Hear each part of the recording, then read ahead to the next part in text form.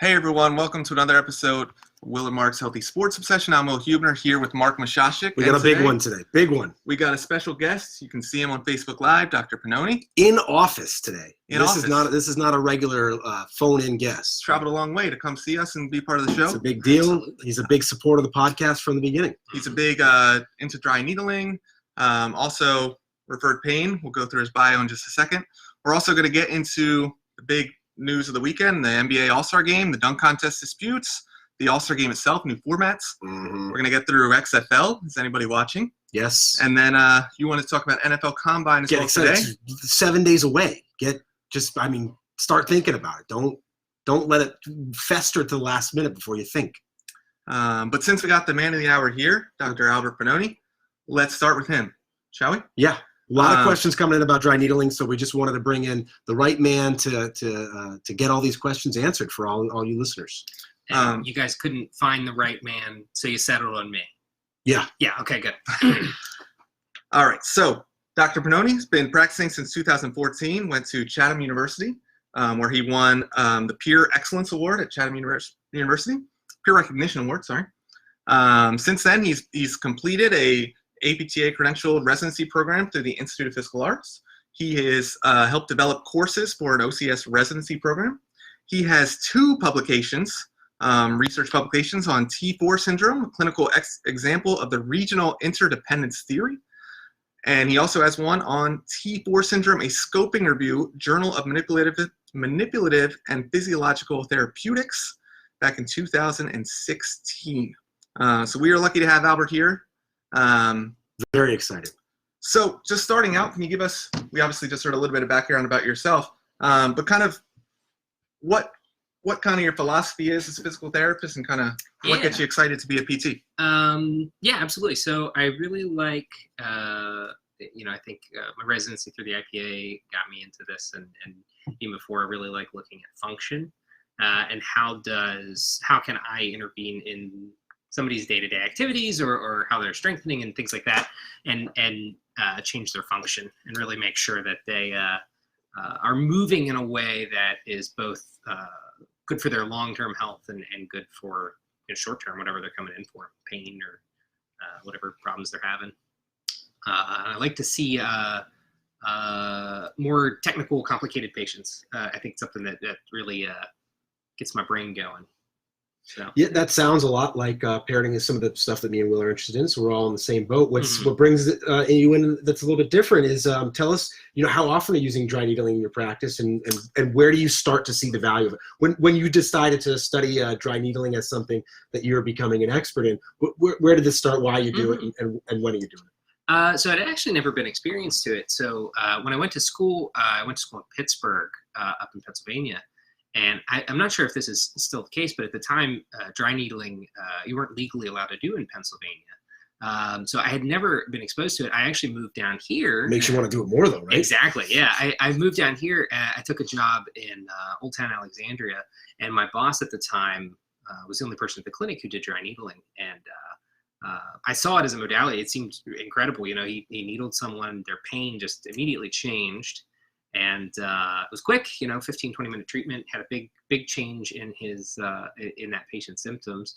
Got interested in it from there. And then I ended up taking the classes over, you have to take 2 separate classes over the span of a year, and ended up really liking it. So you'd ask it, I use it in my practice, like when and what kind of patients. Sure, yeah. Go ahead. So I tend to find it works really well in kind of 2 separate group. I guess everything fits into these categories, but 2 specific groups. If you have someone with an acute, specifically muscular pain, say somebody like pulls a muscle and it's really irritated, inflamed, that acute muscle problem usually responds pretty well to dry needling, as long as it's something safe for you to do. And then the other one is more of a chronic muscular problem. So patients who have postural problems or something where they're kind of chronically overusing one muscle over and over and over again, and that muscle tends to tighten up. That's another place I find using dry needling works really well. So in either of those cases, going to what we had for a student question, would either of those situations relate to a trigger point, or how does a trigger point relate to those specific two categories? Yeah.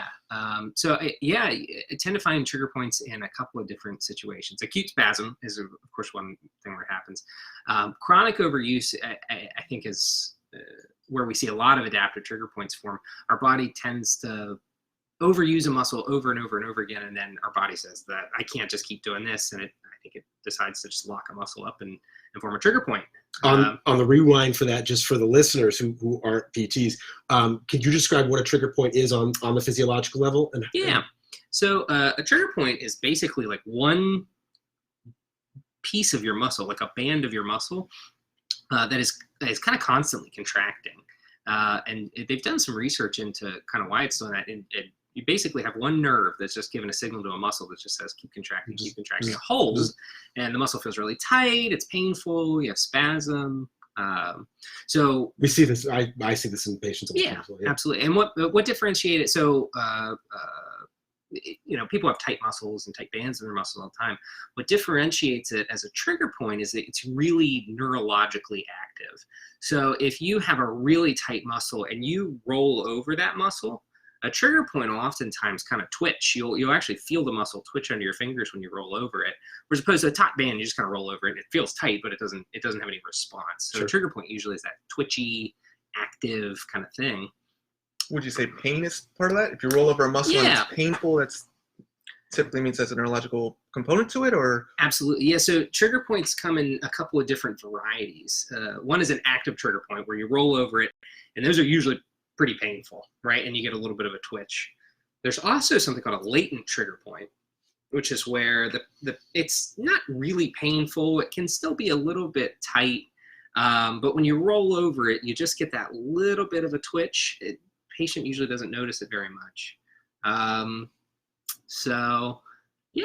Okay. So from that neurological standpoint, though, now for the science heads, the introduction of the needle, how does that reset, or what's the process of why the needle is effective for helping with the trigger point? Yeah. So I'll give the disclaimer before this.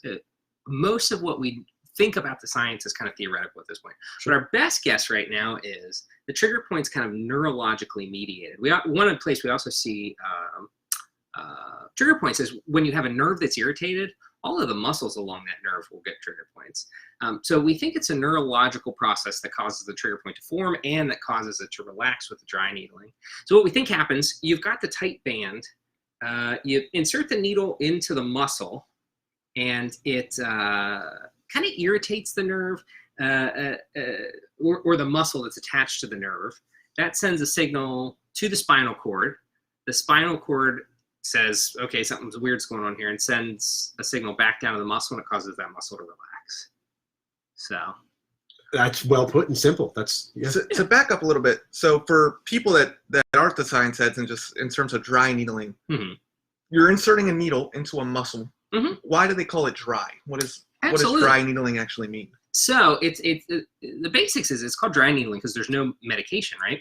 So originally when it was being studied, there was this physician, her name was Janet Travell, and she was doing research on cortisone injections. So they used to inject a trigger point with cortisone, and so with any kind of science, you want to have a control group.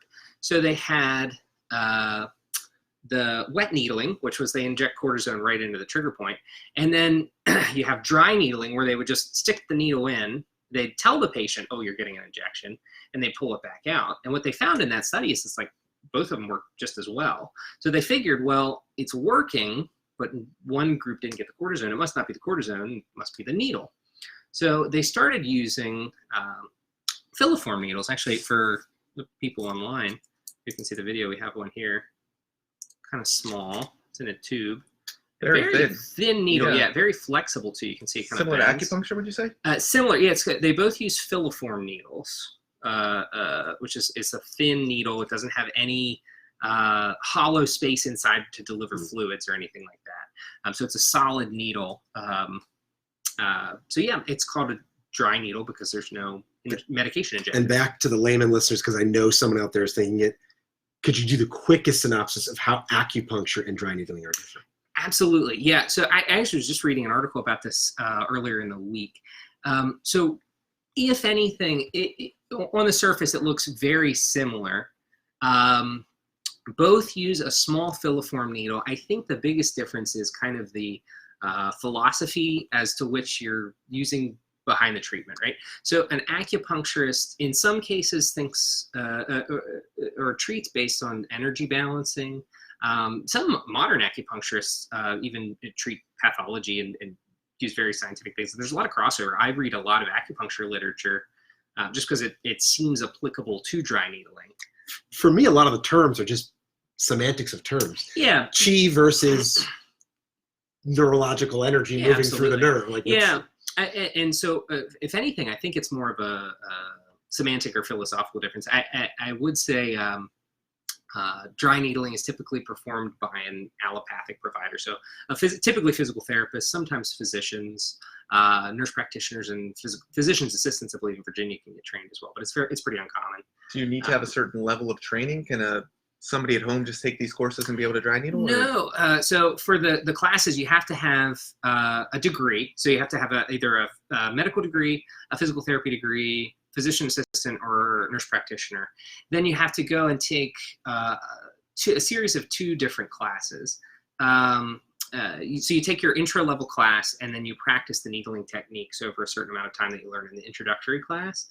And then once you've done so many sessions, I think it's 200 different needling sessions, you can go and take the advanced level class. So for me, and you have to practice for a year before you can take the first class. So, we have a question from a listener here. Mm-hmm. Rebecca says, do the trigger points differ? Differ. I don't think I know what that means. Well, I think if I could explain, are there just different kinds of trigger points? Or is Yeah. So you said the acute and the there's chronic. the active, which is kind of the more active, painful ones. They're usually twitchier. There's latent trigger points, which are not very active, and they're kind of usually non-painful. They're still there. Sometimes they still feel like a firm spot. Interestingly, sometimes if you needle a latent trigger point, it will become active. And then after it becomes active, it'll go away. And then there's also something called, I find this really fascinating, a satellite trigger point. Ooh, So so between, so you've got a nerve that's irritated, right? So say you've got a nerve in your neck that's irritated, but that nerve controls the muscles in your hand. You can get satellite trigger points in all the muscles in your hand that nerve controls. So. Well, you were telling me in the past that sometimes you'll needle above and below kind of to get at the nerve a little bit to see if you can get rid of some of those potentially satellite cells maybe? Or? Oh, absolutely. Yeah. So a lot of times, if a patient comes into me with hand pain or arm pain, leg pain, foot pain, and I think the problem's coming from their spine, sometimes what I'll do is I'll needle the segment of their spine that correlates with those muscles, and then I'll actually needle the trigger points themselves, and sometimes even I'll run an electric current between the 2 of them to help stimulate that nerve and also to help get rid of some of the muscle spasm, things like that. So Albert, if I'm a listener and I work at a desk and I'm sitting all day and I got just a tight knot or a tight trigger point, I'm not really sure, are there any negative effects of putting a needle into a tight muscle? Well, obviously, hopefully have somebody who's trained and does it safely. Sure. But say yes, they're trained, does it safely. There's not too many negatives to dry needling. I think the biggest things I see are it makes you a little bit sore afterwards. Sometimes you can get a bruise where the needle goes in. If it's done really poorly, you could have the needle enter somewhere where it's not supposed to go. It could hit a nerve or a lung. A lung would be bad. A lung would be bad, yeah. And they've studied kind of the rates of how often that happens. It doesn't happen too often. Would we automatically thinking pneumothorax, or could it just be okay? It's a small needle. Yeah. So I don't think it would always if it hit your lung. I don't think it would always cause a pneumothorax. Now I will say I do have some data from a friend of mine who runs dry needling courses. And he did say that in his course of teaching them, there have been 2 incidences in class where it's happened. And they created pneumothoraxes? Or not? They did create a pneumothorax. What? Yeah, and so the classes kind of reorganize themselves. They don't teach that technique anymore. Good idea. Yeah. And advanced level maybe? It is. Yeah, they moved it up to like a 3rd level almost class. And it hasn't happened. happens. I think that's the best place for it to happen, is because that's where you're in training. That's where you'd expect that to happen, not with a live With it, with patient. someone who's experienced. Infection rates are pretty low, I would assume.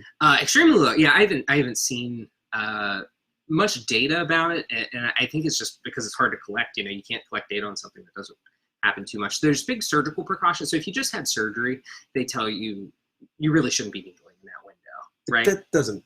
I mean, that's just better safe than sorry? Yeah, it's kind of better safe than sorry. Really... I think the idea is you already have a load of Sure. risk of infection after that surgery, so you don't want to introduce another foreign body. That's fair. I think you probably could in most cases, especially with a healthy person, but I tend not to mess around with it. Yeah, play by the rules. And post-surgically, there's so much stuff to work on. Of course.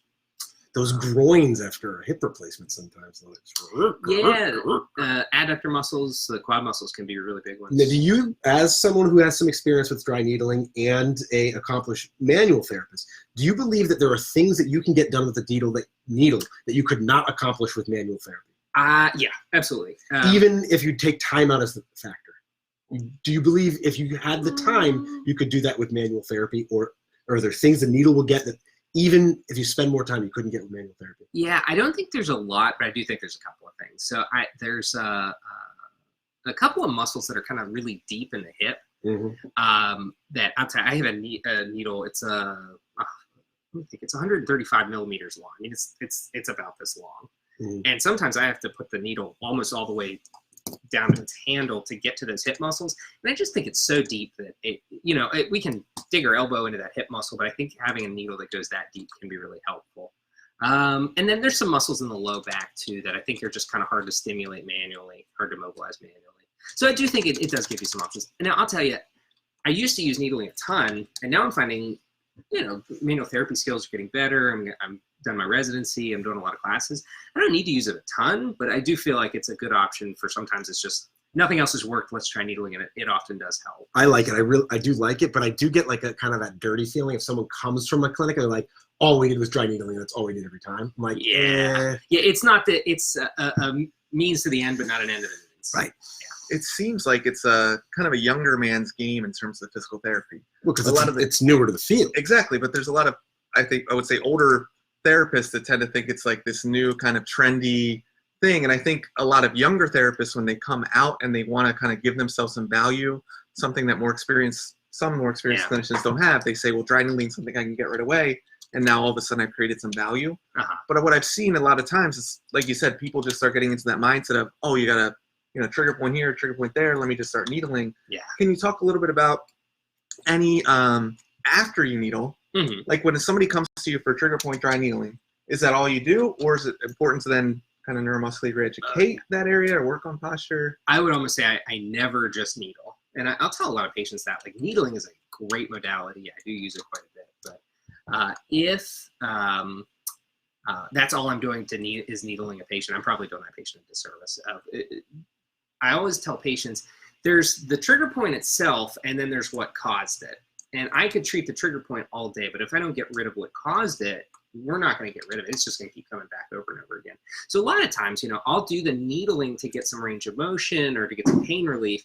And I always follow it up with, so I do a lot of PNF through my residency. I followed up with a lot of PNF. I do a lot of exercises to help stimulate whatever muscle, either that muscle itself or the muscle that it was kind of compensating for. Do a lot of postural education, sleep education. Sometimes too, even if it's that more acute patient where they have a good mechanism, they maybe like strained a muscle and they've got a trigger point, I'll just put them on some kind of aerobic exercise to get some blood pumping. I think Q's bringing us into some of those referral pain patterns that we were getting to. Quang, he said, as one has a better understanding of referral patterns, treatment of more proximal musculature can diminish distal pain.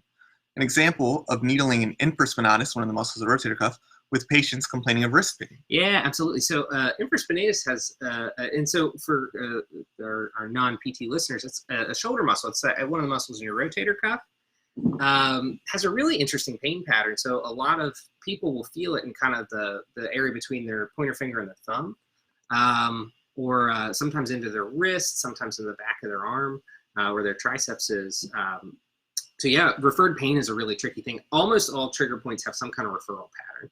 So if you push on it, it's kind of one way to confirm a trigger point too. You'll push on it. You won't just feel pain there. You'll usually feel pain radiating to another area, typically away from the body, right? So, or away from the heart is kind of the way to think about it. So if I push on my shoulder, typically it's going to go down my arm. It's rare for it to like push my thumb and I feel it in my neck. There's a couple exceptions there, but most of the time it kind of refers away from the body. And that's how you can really confer that you're into a trigger point. Yeah, absolutely. But back to what your listener was saying, a lot of times, if that was my patient and I was thinking, oh man, it's their infraspinatus, I'm probably going to check their C5 vertebrae in their neck too to see if that's irritated. I find a lot of people with chronic shoulder issues and things like that. I need to look not just at the shoulder muscle that's causing the wrist pain, but the nerve in the neck that might be causing shoulder pain, their posture, how their shoulder blade sits on the rib cage. Yeah, I think that's an important part of everything. You got to have a good assessment and evaluate everything before just sticking needles in it, before doing any treatment, you know? Absolutely. The wrist bone's connected to the elbow bone's connected to the shoulder bone. We're all one piece. Exactly. Great. Yeah. Okay, so if anyone has more dry needling questions, we've got a close access line to Albert, and just go ahead and email them on in. We can get those questions answered for you. Absolutely. All right, good. Great.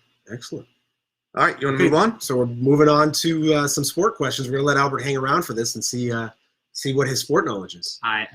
It's pretty bad. I'm not gonna lie, but I'm gonna try my best to keep up here. So we'll see what I have to contribute. I may just awkwardly walk away at some point if I just am not contributing at all.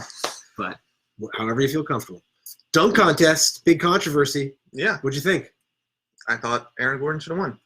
I'm not going to disagree with you on that, but I just didn't think the big dunk, the going over Taco, was that. Like, I think the media hypes it up because they're told to hype it up. It looked like he jumped on a tall guy's shoulders, launched himself off of it, and dunked it. Half of a dunk contest, though, is getting the crowd involved, right? It's a very subjective. And I think Aaron Gordon gets a lot of credit for being the most, what's the word I'm looking for? Innovative. Innovative, thank you. Yeah, yes. he comes up with these things. novel ideas. It's not the same Jordan dunk from the free throw line every time. So I think he deserves credit for that. They should have split this one. It is interesting, though, because on one of his dunks, the one I think he grabbed it and went between the legs, Yeah. the announcer did say that's the same dunk. So in this dunk contest, granted, he had to dunk a lot more than most dunk contests. Dunk contests will go on for the rest of time. There's only so many dunks. Yeah. so as somebody who doesn't know a lot, you're making it sound like there's actually rules to a dunk contest. Oh, yeah. Yeah. And the part of the NBA All-Stars that it's been losing viewers consistently every year. So they're always tinkering around with something. Like this year, they're changing. You want to go on the rules? How they did not follow the rules according to what Yeah, you're it's reading? confusing. Apparently, the judges were supposed to just make a final vote after the dunk off. Like if they tie after the 3 rounds. Yeah, and they did the points overall or something. So yeah, they didn't do it correctly. But So they ended up doing a dunk off, which I don't believe we've ever seen before. At least I can remember I seeing can't before. remember. It changes every year. So yeah. So now they're basically each doing one dunk, and you have 5 judges rating from a 0 to 10 on the score, Yeah. and one person wins. I think it'd be interesting. They measure the winner of a dunk contest by who produces the highest decibel of cheering in the stadium, right? That So would be it's somewhat less. It's very objective. I think if that was the case, then Gordon definitely would have won. It was awkward seeing Jones, right? Jones won. That's Derek Jones, yeah. Derek Jones take the trophy because like he kind of felt like awkward, and like the crowd, like I thought they might boo. Well, so I think it's also part of like Derek Jones had to go first, right? So Aaron Gordon kind of sees what he needs to beat, pumps the crowd up. Everybody's saying it's going crazy. He jumped over a 7'6" man. Jumped without the head. It's like 7 feet. Well, he went down, but he kept the ball there. So the Okay. ball is now his head. Okay. But he did grab it. So he took off a 7'6" man's head, but he pushed off too. Watch it. He pushes off. I didn't think so. What are you saying he pushed off? When he grabbed the ball, he pushed down Yes. a little bit? Yeah. A lot of it. Yeah, I don't know. I don't know. I was on the eye test. To me, I saw it as like really tall guy. It sounds cool, but it didn't look that cool to me. I don't know. Well, with the It's not a travesty that he didn't win to me. so Derek Jones went first. He did like a windmill from just inside the free throw line. Right. And people were like, it looked easy, which is part of the problem. And it's not novel. It's not innovative. Well, a I feel like windmill it's- from inside. I think Michael I've Jordan seen did it. the kind of air. I know that was 1985. I think I've seen like windmill type things from the line. I can't remember specifics, but I feel like it's All right, I thought it looked good. It They- look- they no, were I saying- agree. Everybody was saying that was going to get a 50. right. So that for him to get that that on the eye 48. test, that on the eye test for me did better. I thought it was just aesthetically, it was like a Manny Ramirez swing. It was just nice looking. Yeah, that's It's like important. yeah. But you also want to see somebody like really struggle, like, oh, he just barely with his outstretched hands, like that Gave was it all. so hard. And their players these days are just making it look too easy. Yeah. Like I think if they watch us dunk and just do a regular one-handed dunk, it would look more impressive just because of how difficult it looked. Like, man, Yeah. that must have been tough. There was this theory in the I think I forget where I saw this, probably on the internet somewhere, that the Olympics, and maybe the dunk contest can include this too, should include one regular person for reference. To make it, I saw right? that for the Olympics. Where did we see they did that with Where the did you- running. Yeah, Yeah. right. You speeds have of each- sprinters. You just have like, get me out there. I'm pretty average. Well, no, I might be worse than average. Bobsled man. I Bobsled, want yeah. one average bobsled. You just team. have like a really average person in the dunk contest, and that way people have a reference to how difficult that That stuff would be actually awesome. is. I think it's a good idea. Although, could you imagine being that person? Like, what's your job? I'm the reference person. But for dunk contests, it's hard because a lot of people, the majority of people, what 99.9% cannot dunk. I can't dunk anymore. Can you? So maybe they You still show don't? like the You throw it first- down? Can you throw it down right now? What are we throwing down? Basketballs? Even a tennis ball. I could get a tennis ball down. I can't. Not anymore. I'd like to try. It'd be fun to see. Can you get net? Yeah. Oh yeah. That's like a foot. Can you get the rim? Can I get the I'm rim taller down? than both I don't think I get the net at this point. I think Let alone the I rim. get plenty of net. I think the rim's a stretch for me. Now, I will say I used to be able to get the rim, but I do think it was youth league, so I think it was lower. 6 foot rim. It's different, right? It's different heights depending on how old you are when you play. Oh yes, Yeah. correct. Yeah. Little nets. And the All-Star game. Exciting, Yeah, good game.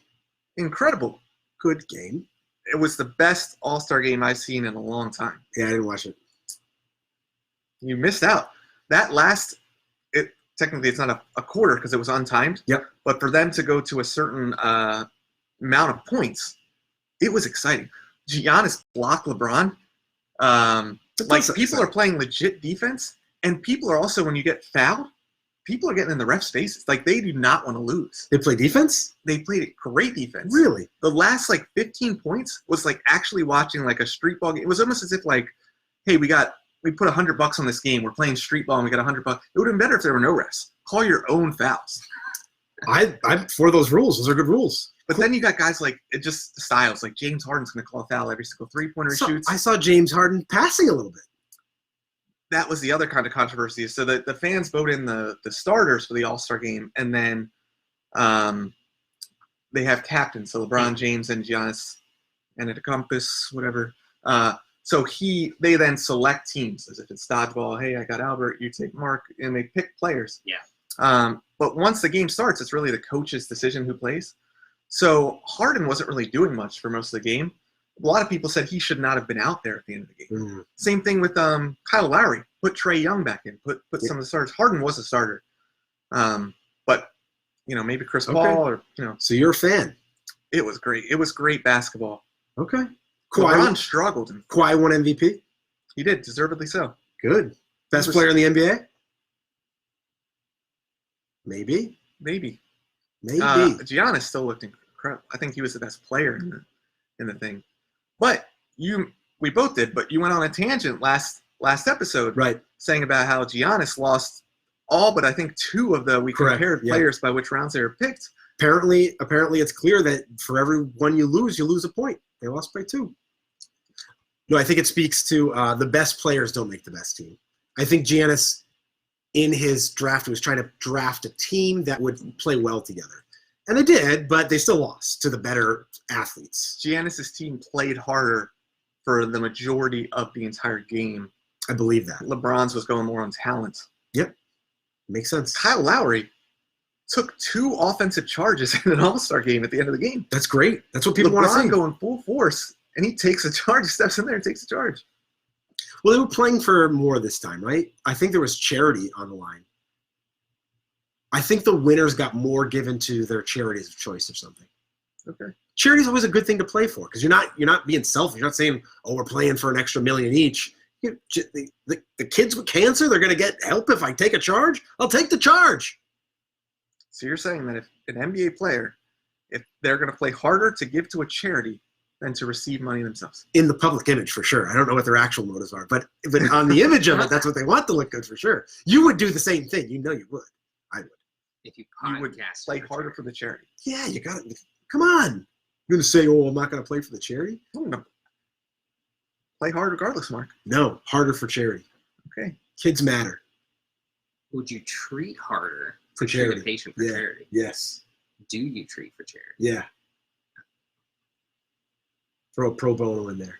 Well, maybe they help you with the dishes or something, but Wait, what? Where are there dishes in this place? I don't know. Doesn't seem standard. People have to eat.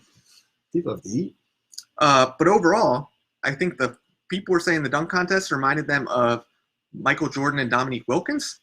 That's a lot to It's say. considered the best one of all time. I can't agree. And then people I was talking to about the All-Star game, so this is the best one that they can remember. I will watch the All-Star game next year. I'm going to watch it tonight. I'll find it online somewhere. I'll let you know what I think. Aaron Gordon says he's no longer going to participate in the dunk contest. I don't blame him. Yeah. Should have won If it- twice, in his opinion. I A mean, lot of people's If opinion. at first you don't succeed, quit. That should be everybody's motto, right? Yeah. It does beg the question, is he the best dunker to have participated in and not to have won a... Probably, right? I mean, that's just fair to say. I mean, Dominique Wilkins never won one, right? Dominique Wilkins never won one. I don't believe... Don't quote me on that, but I don't We're believe going to have to fact check that because that would surprise me. I was too young. I can't remember him. I mean, I've seen the highlights. I just assumed he won one. Does it bother you that guys like Zion's not in it this year? Blake Griffin's no longer in it. Yeah. What's the deal? Why not? You're afraid of something? Zion? Listening, Zion? Calling you out. Get in there. Derek Jones, I think, is one of the best. LeBron's Three never done dunkers one. in there. LeBron never done. Yeah. Dwight Howard's doing one at age 49. Why can't LeBron get in there at 36? Dwight Howard, they were saying the only bad dunk of the Well, I show mean, was Dwight Howard. He's 58 years old. What do Yeah, you he want? did the Kobe. I mean, he took off the... See that? I did, yeah. Yeah. Did the Kobe and the cape and Yeah. Oh, He took it's- off his ass and it was at 24. 67 years old. What do you want from the guy? He's getting older every time you said an age. He does BFR. He's the main It does. proponent for BFR. Interesting. So if BFR gets you doing the dunk contest at age 84, I think that we should do it with all the patients. See, that's why I think that's why they need the reference person, because then he's definitely going to be the worst. Right. I think the NFL or NBA players would pay for the reference guy just to be. You would be sure you were not going to be the worst guy in the dunk contest because you got Larry. Larry seems like the guy's name probably should be Larry. If I he's know the Larry, reference guy. and he looks like a Do reference you? guy. Larry is a reference type name. It's Uh, pretty standard. all like 50-year-old guys' names that don't get used anymore. Like Larry, Yeah. Phil, not a lot of Phil. Phils. My uncle Frank, was Phil. Frank, Bruce, Lance. Also, all very weird names for a dog. Can you catch us up on where Maryland's standing and what's going on in NCAA in general? Yeah, of course. Catch me up. So nothing's really changing in the top 5 teams. Why? Well, you got Baylor at number 1. Yep. Their record and their strength of schedule, who they've beaten, their resume is incredible. So they could actually lose a game. I'm not sure they would drop out of number 1. If they had played a ranked team and lost, they may still stay at number 1. Definitely still going to be a 1 seed. Yeah. You got Gonzaga, who probably not going to change because they're, in the conference out there in the West. And They don't play anybody. They don't really play anybody. So they're going to play maybe another St. Mary's in the conference tournament, but they're not expected to lose anytime soon. St. Mary's can be a challenge. They almost beat him every year. But they're also in the same boat where they don't play anybody else, so they get a great record and they're ranked high, or end up getting kind of on the fringe. You got San Diego State, hasn't beaten anybody, But they haven't lost. they haven't lost. They don't really they haven't beaten a ranked team, but they're probably not going to lose. Okay. And then you've got Kansas. Kansas is good. Kansas is good. They probably, I would imagine, they will lose at some point in the conference tournament. Can't win them all. Can't win them all. They may drop out of it. If Gonzaga loses, they're coming out of the 1 seed. 2 seeds are rising. Yep. So you've got Dayton still there. Dayton Flyers, 5 seed. Obi Toppin coming on strong. Beat UMass this week. Would you ask me if they're deserving of a 5 seed? No, I would put Maryland and Duke both ahead of them. 2 losses. In what, the A-10? Yeah, but they only lost to Kansas and I forgot who else they lost to. It was VCU, maybe? no, it was Colorado. Okay, so they haven't lost in the A-10. Also, have not beaten a ranked team. You play in the A-10. What do you want? They've got decent wins, like Rhode Island. They've got quadrant 1, Rhode Island's quadrant good. 2 wins. Fats They Russell. haven't beaten anybody. Okay. So I would say Dayton, at this point now, with the schedules that Duke and Maryland have to play, they'll probably, if they don't lose Maryland or Duke, they're going to jump ahead of Dayton. I want your Final Four right now. What do you got? Final Four. Well, it all depends on how the I know, brackets shake out. but I know if they're not if they shake out the way you think that the top 4 teams all make the Final Four. What do you got? I'll put Baylor up there. Their resume is strong. They've beaten teams. They've shown that they can play hard. They're Okay. actually playing without some of their star players. I'm going to put Maryland in there. Maryland. Um, Probably a 2 seed right now if it were to happen. probably a 2 seed. If they win out and win the Big Ten tournament, they're going to be a 1 seed. Yeah, they'll get in there. There's teams that just we need to see the conference tournament. Okay. Next, 2 weeks? 4 games left on most people's schedule. Then we got the conference tournament. Dude, things are heating up again. We said we were in the lull of sports for the year. We're feeling the fire. It's coming back. So Michigan State, preseason ranked number 1. Yeah. They're dropping out of the standings. They're 26 this week, right? Yeah, they keep losing. They got a big game at home versus Maryland. Yeah. Maryland hasn't won at Michigan State since 2014. I didn't know that. Okay. Maryland goes off to a 12-point lead at half. They're winning. They're dominating the game. Second half, different story. Maryland doesn't look as good. Michigan State goes on these runs. Mm-hmm. Finally take the lead with like 7 minutes to go. With 3 minutes to go, Michigan State's up 7. The crowd is going crazy. Maryland's in a drought. Call timeout. 14-0 run to end the game. Maryland Booyah. wins. Booyah. The mental toughness that this team has and just the ability that they expect to win and that they're continuing to pull this off. The senior leadership, Anthony Cowan. They got a round 1 draft pick, Jalen Smith.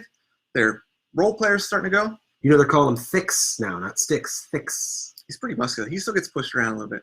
Xavier Tillman, his wife is getting induced. This is a college kid. Wife getting induced for their second child the day after the game. It's a good idea. How do you play with that? That on your mind? It's not the first kid. It's the She's second. in the stadium. They already did it once.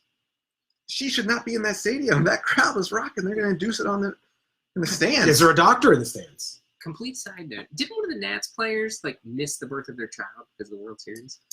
Opposite. They went to They trying to went remember. to the birthday. It was a relief pitcher. Oh, really?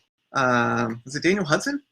That sounds right. I think it was Daniel Hudson. He chose to go be with his wife, and a lot of fans were saying that he's not invested in the team, or he got a lot of negative publicity for going. Really?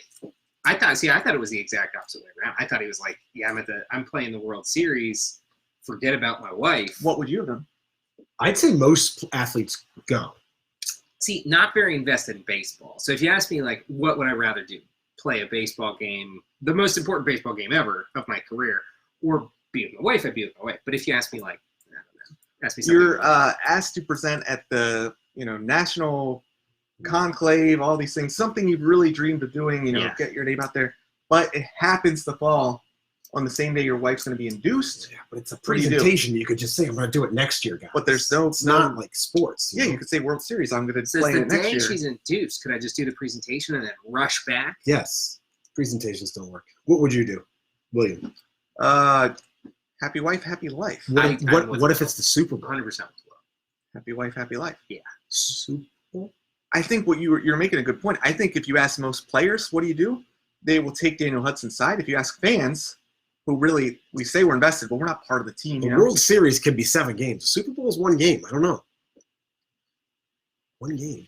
Yeah. Well, we see what you're choosing. I'm not. Says the man without a wife. I'm with you guys, but I was just Should saying we- it's a stressful decision. Should we inform his girlfriend? Should be like, Inform his girlfriend. yes. She's listening. Okay, good. All right, you wanted to talk. You're very excited about the NFL Combine. Defender. And XFL first. DC Defenders are in first place. One pause. My wife is apparently watching this. Good. And she said, "You darn well better be with me."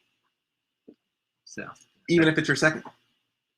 She didn't say second. But she didn't talk about the second, so I'll get a text here in a couple minutes. DC Defenders are in first place. First place, Cardale Jones ripping it up. That's probably MVP of the league right now. Will, are you interested in the XFL? Not yet. No? What was the final score of this game? Do you remember? It's like 27-0. 0. Mark, the XFL is supposed to be entertaining. So this 0 points. So in a game designed for offense. At halftime, Matt McGloin said that Kevin Gilbride will have to change the offensive playbook because nothing's working. And they asked Gilbride about it, and he said, "I've never heard a player say that. He needs to play a lot better." So, can you talk about? I did watch actually a couple minutes of a game that happened to be on. Josh Johnson, he was with the Buccaneers last year. He was on he started on a team last year. I think he was with Detroit. So he started for somebody on the XFL last year, but he didn't start week 1. Nope.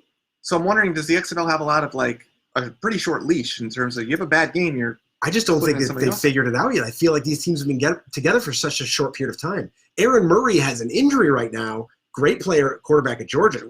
Yeah, he got pulled too. Well, they're saying it's an injury, but it seems like he kind of got pulled. He's the Tampa quarterback.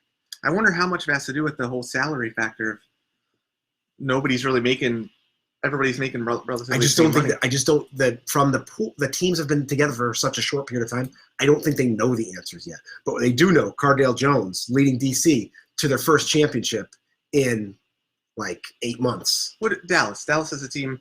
Yeah. How are they doing? I know they lost their first game. I think they're 1-1. Really been following DC. All right. Kind of exciting. Yes. Don't forget NFL Combine coming next week. I saw Sam Fierro, very excited about the Combine as well. You guys thought it was crazy to talk about it. NFL Combine next week. Let's see how fast these kids are. So what are you excited to? Who you're excited Jalen to see? Jalen Reagor out of TCU Horned Frogs. I think he's good. Wide receiver. And what are you looking for? Yeah. Another. That would be great to have references of just the average, 100%. even the average college player. They do it.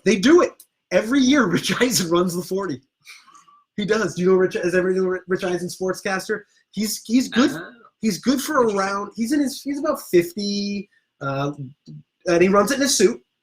And on his podcast, it's his fly tying back running the 40. He's good for about a 6. I vaguely remember last year seeing like them have actual people running, like have them kind of side by side from years past. Like Joe Flacco, I think, was being compared to somebody that ran it. That's computerized in. I'm winning. Okay, just making sure Joe Flacco's not getting out there and running it again. Yeah. How old's Joe? Huh? How old's Joe? He's not that old. He's just still not good. Starting quarterback, right? No. He was starting in Denver next I year. would say Drew Lock. That's not a lock. It's getting close to a lock. Okay, go He on. took his job this year. It's computerized for all the people who are. Yeah, so it's fun to watch. Rieger could go sub 4.3. So say he goes sub 4.3, how's that improve his draft stock? It does. It's not smart. I'll tell you, it's not smart. This is the Al Davis way of drafting. The amount of players who've ever run under 4.3, I think since we've been doing laser times, which started in like 2008, only one of them's ever been good. They're all busts.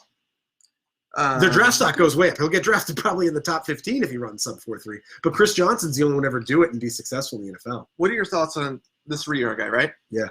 Runs a 4.33. Okay. That's probably what he should run. So if he's better than that, we're excited. 4.3 flat. Okay? Yeah. Compared to he just says I'm not doing the combine. People estimate I'll be around 4.33. Yeah. But I don't want to do it. I'm not hurt. I just don't want to do it. Yeah, they're gonna they'll say it doesn't make a difference. We're going off the film. We just want to confirm it. But it's always a lie. Someone runs fast and their stock goes way up.